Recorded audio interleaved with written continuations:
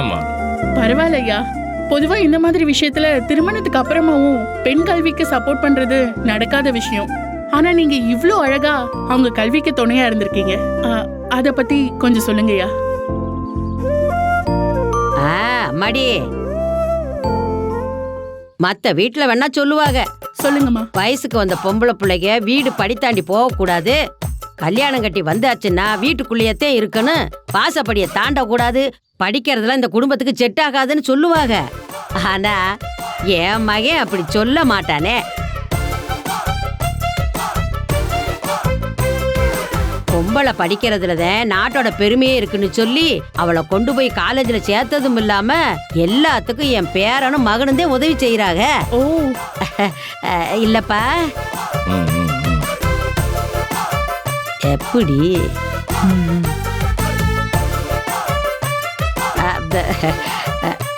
சொல்லுப்பா. ஆமா. நீங்க சொல்லுங்க சார். நீங்க எது வரைக்கும் படிச்சிருக்கீங்க? அது நான் பெருசாலாம் ஒன்றும் படிக்கலீங்க, 10ஆம் கிளாஸ் வரைக்கும் படிச்சிருக்கேன். நீங்க பெருசா படிக்கலனாலும் உங்க மனைவியோட கல்விக்கு நல்லா சப்போர்ட் பண்றீங்களே.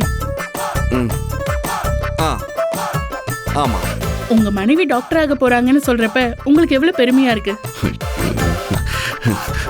ரொம்ப பெருமையா இருக்கு. இவன் தேன் மொத அவ படிக்கணுங்கிறத புரிஞ்சுக்கிட்டு அவளை 12ஆம் கிளாஸ் எழுத ஏதோ லெட்டர் வாங்கணும்னு. அது என்னப்பா அது? All ticket.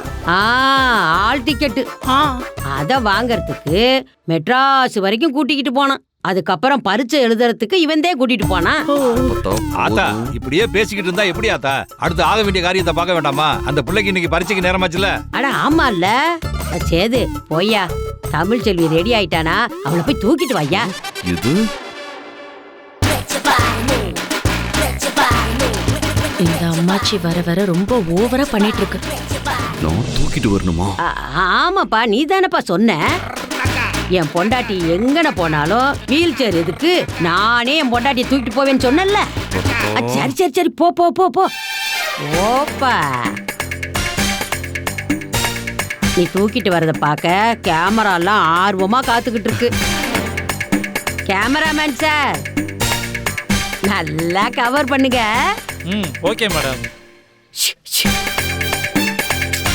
போயா போ. இந்த ஒரு நிமிஷங்க, நான் கூட்டு வந்துடுறேன். ஓகே போங்க. போடா சார். நீங்க போங்க, அவரை கவர் பண்ணுங்க. எப்படி?